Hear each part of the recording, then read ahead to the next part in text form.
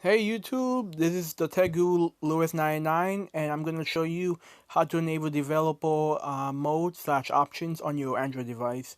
So the reason why somebody may want to enable this is to unlock your bootloader.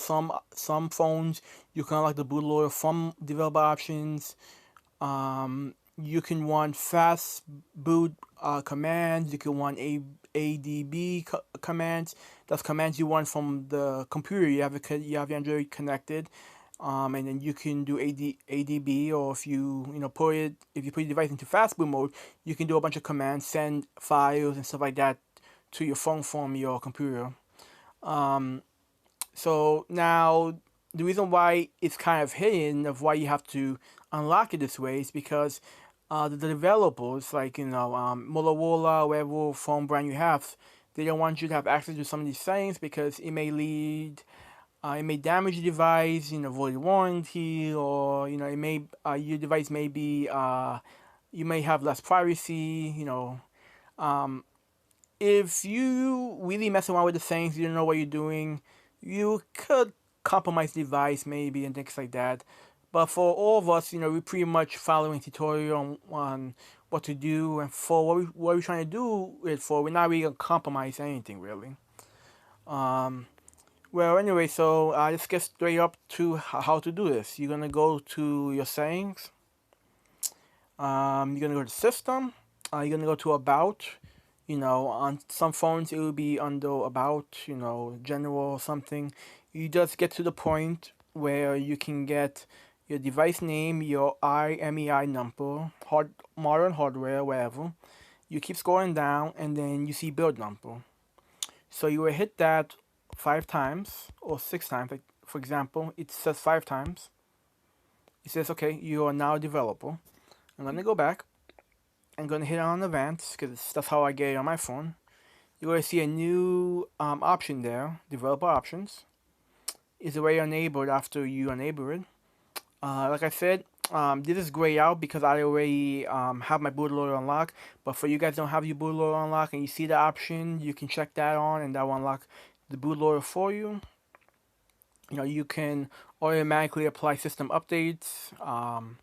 If you want to, if you're trying to do for hacking purposes, it's not really recommended to do updates. Most of the time, updates kind of fix stuff, and it makes modding and hacking more harder for you guys that want to use this tutorial for those purposes, because there's different reasons to do develop options, not just to modify your device and so forth.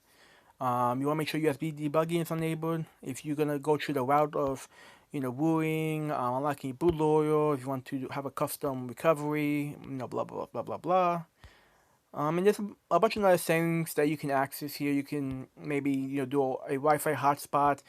If your device officially doesn't support it, you can mess with your GPU settings. There's a lot of things you can do. The one thing that will be used for, I would think, for people is to force allow apps on external. What that means is normally when you install apps, you will install it on the phone, and then on the settings, if you go on the application itself and the information on the application, it would say move to SD. Some apps could be moved to SD. Some apps cannot be moved to SD. You check this box like I did right now. Any app that you install, it will automatically install on the SD card. It doesn't matter if it says cannot be installed externally. So you install on your SD card, of course, as long as you have enough memory on your SD card. That way you have enough memory, internally, so it won't slow down the device. But I have tons of memory internally, so I don't need to worry about, slowing my device down. And stay awake screen will never sleep or while charging, which may be good for you guys. For me, I think it would decrease the life of my screen on my phone, so I rather not enable that. And you guys can go ahead and do a bunch of other stuff. One of the things you can probably do is overclocking, but that's more like you get an app that you can overclock with, but it will require developer options to be enabled so it can do its thing. So pretty much that's it. Guys, if you have any questions, just leave a question down below, and I'll answer it, and I'll try to help you guys out.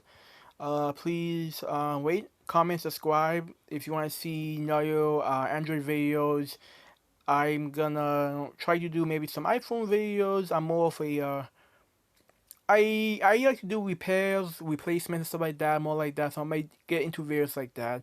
Um, my next video is gonna be on how to and you actually have to do this step to this be the first step on how to do I'm going to do a series on how to install custom recovery.